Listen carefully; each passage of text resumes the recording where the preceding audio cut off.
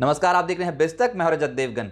आज जब Indian markets की ओपनिंग होने वाली थी तो बेहद कमजोर संकेत देखने को मिल रहे थे। एक तो अमेरिकन मार्केट्स पिछले सत्रों में प्रॉफिट बुकिंग दिखा के गए थे। वहां पर एक कंपनी है टारगेट, रिटेल कंपनी है, लेकिन उसका शेयर 13% नीचे लुढ़का था, खराब गाइडेंस और खराब नतीजों के चलते। ऊपर से एशियाई बाजारों का मूड माहौल ठीक नहीं लग रहा था। एसजेक्स निफ्टी बता रहा था कि 70 से 80 अंकों के आसपास की गिरावट देखने को मिल सकती है। हमारे यहां शुरुआत तो कमजोर हुई, लेकिन आज थी वीकली एक्सपायरी। बाजार खुलते ही बुल्स और बियर्स की टक्कर शुरू हो गई। खुले तो थे 18,358 के लेवल पे, लेकिन उसके बाद एक रिकवरी आ गई 18,417। लेकिन पता चल रहा था कि आज ना तेजी बनेगी ना मंदी, एक रेंज में फंस जाएंगे और पूरा दिन एक रेंज में गुजार दिया। लेकिन जाते जाते सरेंडर करके ऊपरी स्तरों पर एकदम से 2:50 के बाद आई है मुनाफा वसूली। 18,312 आज के दिन का लो है, क्लोज है 18,343 का। 65 अंकों की गिरावट के साथ निफ्टी की क्लोजिंग हुई है। निफ्टी बैंक 77 अंक गवाकर हुआ है बंद 42,458 के लेवल पे। सेंसेक्स 230 अंक हल्का हो गया। ICICI bank, LNT, Reliance Industries कुछ बचाने की कोशिश कर रहे थे, सहारा दे रहे थे मार्केट को, लेकिन जो गिरावट जिनकी वजह से थी वो था एचडीएफसी ट्विंस। एचडीएफसी और एचडीएफसी बैंक में प्रॉफिट बुकिंग थी और एक था इन्फोसिस जिस पे दबाव था। एडवांस डिक्लाइंस निफ्टी के 13 शेयर्स ही हरे निशान में बंद हुए हैं। 37 शेयर्स आज के सत्र में लाल निशान में बंद हुए हैं। और जो चढ़ा निफ्टी पे उसमें था टाटा कंज्यूमर। इस स्टॉक में लोअर लेवल से आई खरीदारी 2% चढ़ गया। अदानी एंटरप्राइजेस कल पिटाई हुई थी, आज निचले सिरों से 1.5% उछला।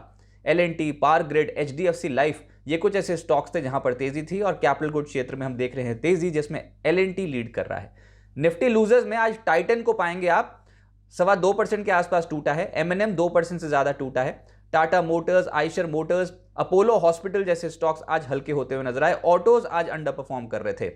एफएनओ गेनर्स में स्टॉक है श्रीराम ट्रांसपोर्ट फाइनेंस, जिसमें आज जमकर खरीदारी हुई, 3.5% ऊपर आया। एबीबी इंडिया लगभग 3% चढ़ा है।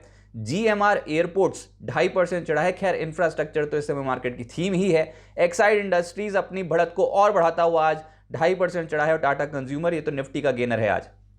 एफएनओ लूजर्स में इन्फो एज को पाएंगे, 6% टूटा। हिंद कॉपर 4% नीचे। डिक्सन 3% टूटा। एम्फेसिस और आरती इंडस्ट्रीज जैसे स्टॉक्स आज हल्के हो गए।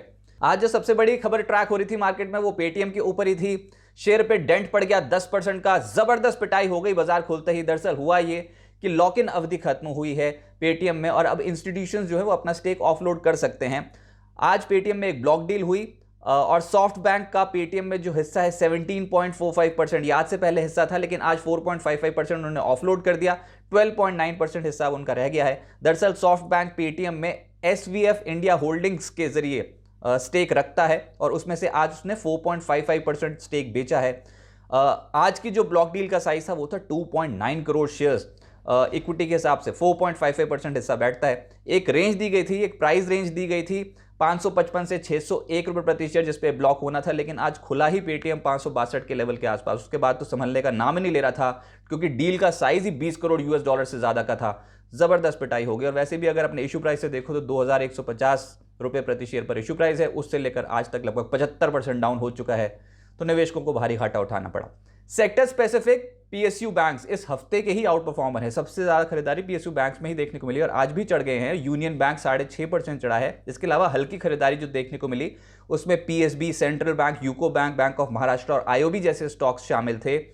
नहीं चलने वाले सेक्टर या फिर गिरावट वाले सेक्टर आज बाजार में ज्यादा दिख जाएंगे आपको, क्योंकि आज ब्रॉडर स्पेस में बिकवाली दिख रही थी, जिसमें ऑटोज लीड कर रहे थे बिकवाली को। अशोक लेलैंड, एमएनएम जैसे स्टॉक्स 2% से ज्यादा टूटे। ट्यूब इन्वेस्टमेंट, टाटा मोटर्स 2% हल्के हो गए। आयशर मोटर्स, मारुति, बजाज ऑटो जैसे स्टॉक्स पे आज दबाव देखने को मिल रहा था। एक और स्पेस था मीडिया, जिसमें नजारा 6% टूटा है। डिश टीवी, पीवीआर, सारेगामा और टीवी 18 ब्रॉडकास्ट जैसे स्टॉक्स में 1% से 2% की गिरावट देखने को मिली है। आईटी स्पेस में भी आज प्रॉफिट बुकिंग है। वैसे तो इस हफ्ते banks, IT, metals, in stocks में खरीदारी हो रही थी, लेकिन अब ऊपरी स्तरों पर थोड़ी मुनाफा वसूली भी हुई है। आज आईटी में एम्फेसिस 3% टूटा है। एलएनटी इन्फोटेक 2% हल्का हो गया। कोफोर्ज, परसिस्टेंट सिस्टम्स, इन्फोसिस 1% से 2% टूटे हैं। एचसीएल टेक और टेक महिंद्रा में भी आज के सत्र में मुनाफा वसूली देखने को मिली। फार्मा में दबाव था। Zydus life, Natco pharma, doctor Reddy's 1.5% से 2% हल्के हुए हैं। इप्का लैब्स और ऑरबिंदो फार्मा जैसे स्टॉक्स में भी आज गिरावट देखने को मिली। मिड कैप्स आज वैसे तो ज्यादातर मिड कैप्स दबाव ही झेल रहे थे, लेकिन कुछ चुनिंदा फिर भी कंपनियां हैं जो आउटशाइन कर गई हैं। वो है आपकी स्क्रीन पे, और इसमें से कई ऐसे स्टॉक्स हैं जो 52 हफ्ते के उच्चतम स्तर पे पहुंचे हैं। एक तो ये टिमकेन आज 20% चढ़ गया है, कमाल किया है स्टॉक ने आज। इसके अलावा इंजीनियर्स इंडिया, एचसीसी जैसे स्टॉक्स में 8% से 10% की चढ़ाई है। दरअसल बजट रिलेटेड स्टॉक्स में बड़े जबरदस्त खरीदारी हमने हाल फिलहाल में देखी है। आज भी इंजीनियर्स इंडिया, एचसीसी, आईआरएफसी, ये कुछ ऐसे स्टॉक्स थे जो आउटशाइन कर रहे हैं।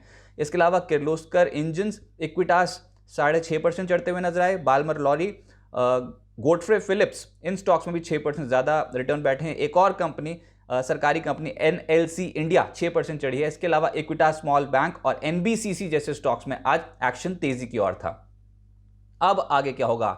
देखिए, बुल्स और बियर्स के बीच में तगड़ी टक्कर तो दिखती है इन स्तरों पर। इतना इजीली बाजार चल नहीं रहा है, क्योंकि पिछले 4 ट्रेडिंग सेशंस में जो 60 पॉइंट धीरे धीरे करके निफ्टी ने कमाए थे, वो आज गवा दिए हैं। लेकिन अभी ऐसा लग रहा है कि बुल्स इतनी आसानी से बाजार में पकड़ छोड़ेंगे नहीं, और हो सकता है निचले स्तर से फिर से वापसी करने की कोशिश करें, क्योंकि आज भी हम इंपॉर्टेंट सपोर्ट लेवल्स को रिस्पेक्ट करके गए हैं। माना अंतिम आधे घंटे में सरेंडर कर रहे थे, लेकिन इंपॉर्टेंट लेवल्स नहीं टूटे हैं अभी तक।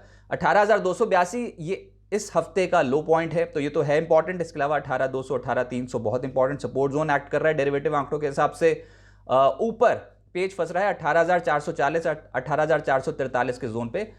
यहां इसके ऊपर निकलते हैं तब अगला मोमेंटम शुरू होगा, यानी कि नई पोजीशंस तब ऐड होती हुई नजर आएगी। लेकिन अभी स्ट्रैटेजी ये नजर आ रही है कि निचले स्तरों पे खरीदना ज्यादा बेहतर एक विकल्प हो सकता है। तो बाय एंड डिप्स की रणनीति ज्यादा बेहतर काम कर सकती है। बाजार एक रेंज में रहने वाला है, लेकिन कई ऐसी कॉमोडिटीज भी हैं, हमने बेस मेटल्स में देखा, नेचुरल गैस में देखा, क्रूड में देखा हायर लेवल पे प्रॉफिट बुकिंग होती हुई।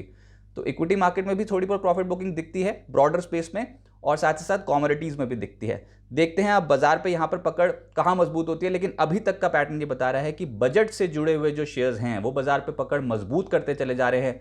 अगले हफ्ते प्री बजट बैठकों का दौर शुरू होगा। वित्त मंत्री इंडस्ट्री लीडर्स से, अलग अलग रिप्रेजेंटेटिव से मुलाकात करना शुरू कर देंगी, तो वो एक बहुत बड़ा ट्रिगर इंडियन मार्केट्स के लिए साबित हो सकता है।